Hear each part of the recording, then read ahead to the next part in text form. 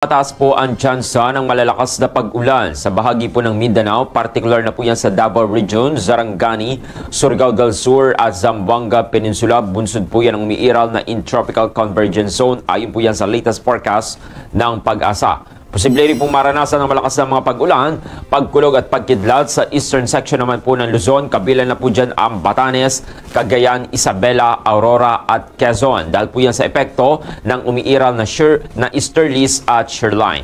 Samantala, asahan naman po yung mga panandaliang pag-ulan sa natitirang bahagi po ng Luzon. Kasama na po dyan ang Bicol Region at Metro Manila. Habang panakanak ang mga pag-ulan naman, ang inaasahan po sa parte po ng Visayas Region, bandang hapon po o gabi. Sa kabila po ng sama ng panahon, tiniyak naman po ng Pag-asa na ang low pressure area o LPA na nasa labas po ng Philippine Area of Responsibility kaninang alas 2 po ng madaling araw ay mababa naman po ang tsansa na maging isang tropical depression sa loob po yan ng susunod na 24 oras. Nasabad po ng Bureau of Customs or BOC ang mahigit 1 billion pesos na halaga ng hinihinalang smuggled luxury car sa isang bodega sa Parañaque City. Natuntun po ang mga sasakyan matapos makatanggap ng larawan ang BOC na nagpapakita umunong ibinebenta ang mga ito nang hindi nagbabayad ng buwis. Kabilang po sa nasabat ang LaFerrari, McLaren, Maserati, Rolls-Royce, Mercedes-Benz at BMW. Binigyan naman po ng 15 araw ang may-ari ng bodega upang magsumiti ng kaukulang dokumento. Kung mabibigo, posible itong maharap sa kasong kriminal. Umalis na ang China Coast Guard 5901 mula po yan sa Bajo de Masinloc. Ayon po yan kay PCG spokesperson Commodore J. Tariela sa isang pulong balitaan nitong Pebrero 14. Ito ang unang pagkakataon na hindi lang ito umaaligid sa lugar kundi tumulak pa patimog. Posibleng patungo sa ibang bahagi po ng Exclusive Economic Zone ng Pilipinas. Sa kabila po ng pag-alis ng dambuhalang barko, nananatili pa rin po sa bisinidad ang dalawang Chinese vessels. Samantala, nakalis na rin po sa katubigan ng bansa ang Chinese Fisheries Research Vessel na Lanhai 101 at kasalukuyan na pong nasa 32.5 nautical miles mula po yan sa Taiwan. Ang mariing itinanggi naman po ng San Juan Municipal Police Station ang mga kumakalat na balita sa social media tungkol po yan sa umuning kidnapping o abduction sa barangay Mabalanoy, San Juan, Batangas. Sa eksklusibong panayam po ng B-Channel News kay San Juan MPS OIC Police Lieutenant Colonel John Relian, lumabas sa investigasyon na kusang sumakay ang grade 9 na estudyante sa isang pick-up. Matapos akalain na kukunin siya ng tricycle. Pagdating sa isang gasolinahan, agad siyang bumaba na nagdulot naman ng maling akala sa ibang motorista na may nangyaring pagdukot. Dahil dito, dinala naman sa barangay hall ang estudyante at ang driver. Ngunit kalaunan ay pinauwi rin matapos makuha ang kanilang mga pahayag. Patuloy naman po na sinusuri ng mga otoridad ang CCTV footage para sa mas malinaw na detalye ng insidente.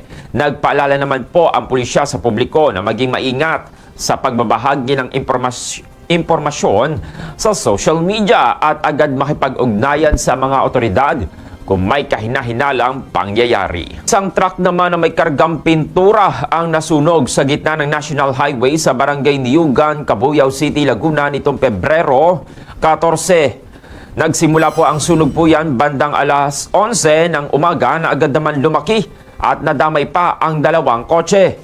Mabilis namang rumisponde ang mga bombero at naapula ang apoy pasado alas 11:50 ng umaga.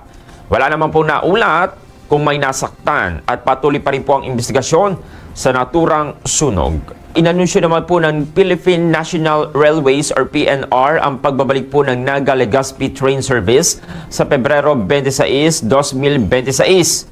Ang biyahe po mula Legazpi ay magsisimula po yan ng 4:49 AM habang ang balik biyahe naman mula Naga ay 5:30 PM. Ang pasahe po ay nasa 15 pesos hanggang 155 pesos. May discount po para po sa mga senior citizens, estudyante at PWDs. Dadaan po ang tren sa 14 na estasyon, kabilang na po ang Pili, Iriga, Pulangi, Ligaw at Daraga. Matatandaan muling binuksan po ang ruta noong December 2023, ngunit itinigil noong November 2024 dahil po yan sa pinsalang dulot ng tropical storm na Christine. Matapos naman po ang rehabilitasyon, muling babalik po ang tren sa 2026. Nagbabala po ang Department of Health or DOH sa pagtaas po ng kaso ng influenza-like illnesses, dengue at leptospirosis dahil po yan sa patuloy na pag-ulan. Bagamat bumaba po ng 50% ang ILI cases kumpara noong 2024, tumaas ito nitong Enero. Umakyat din po sa 28,234 ang kaso ng dengue, habang 422 naman ang naitalang leptospirosis cases. Hinimok naman po ni DOH Secretary Teodoro Herbosa ang publiko na magpaigting pa agad sa doktor o magpatingin agad sa doktor kung may sintomas ng sakit. Pinapalalahanan din po ang lahat na alisin ang stagnant water, gumamit po ng insect repellent, magsuot ng protektibong damit at sumuporta sa fogging operations upang maiwasan ang pagdami ng lamok. Mahigpit din pong ipinapalala ang madalas na paghuhugas ng kamay upang maiwasan po ang pagkalat ng sakit. Niyanig po ng isang magnitude 5.1 na lindol ang bahagi po ng Masbate ngayong umaga. Ayon po sa PHIVOLCS, natukoy po ang episentro nito sa kargatang 29 na kilometrong timog kanluran po ng Claveria, Masbate, may lalim na 10 kilometro. Batay po sa ulat, naramdaman po ang lindol sa iba't ibang bahagi ng Bicol Region at Quezon Province. Narito po ang mga naitalang mga lakas ng pagyanig. Intensity 3 sa lungsod po ng Legazpi, Albay.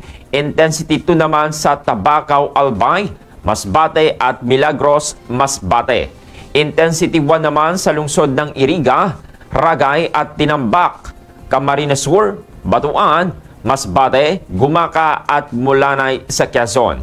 At gayon din po sa Bulusan sa Sorsogon. Samantala, niyanig rin po ng isang 5.6 na magnitude na lindol ang ilang bahagi naman po ng Eastern Visayas nitong gabi ng Pebrero 14 sa mismong araw po ng mga puso.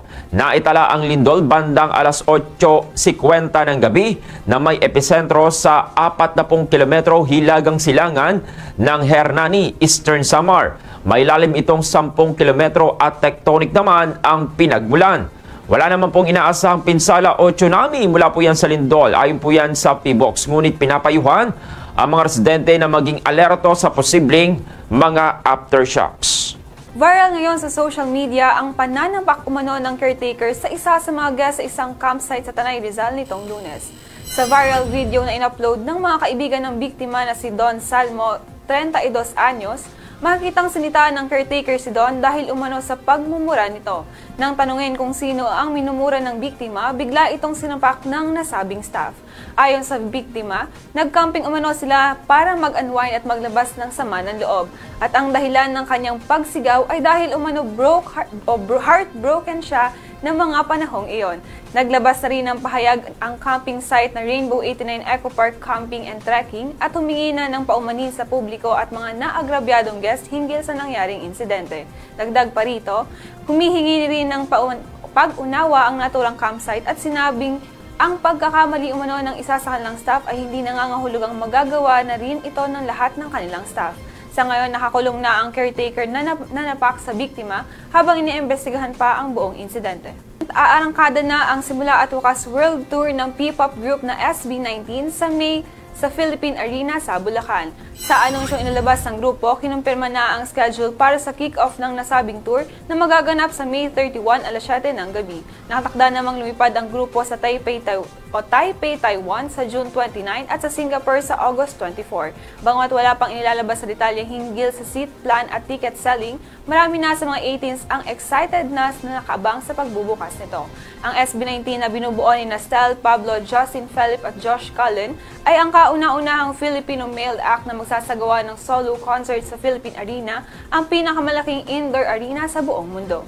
Pinasuan naman ng netizens ang latest post ng social media personality na si Zainab Harake matapos niyang ibahagi sa social media ang kanilang pre-wedding film ng fiancé na si Ray Parks. Sa video, ipinasilip ni Zainab ang kanilang sweet and adorable cinematic prenup shoot na kinunan pa sa Osaka, Japan kung saan sila unang nag-date. Matatanda ang inanunsyo ng nasabing couple ang kanilang engagement noong July 2024 matapos ang engranding proposal ni Parks kay Zainab. Sinundan ito ng surprise proposal ni Zainab sa kanyang fiancé noong September 2024 sa Japan. Samantala, plano namang magpakasal ni Zainab at Parks ngayong taon.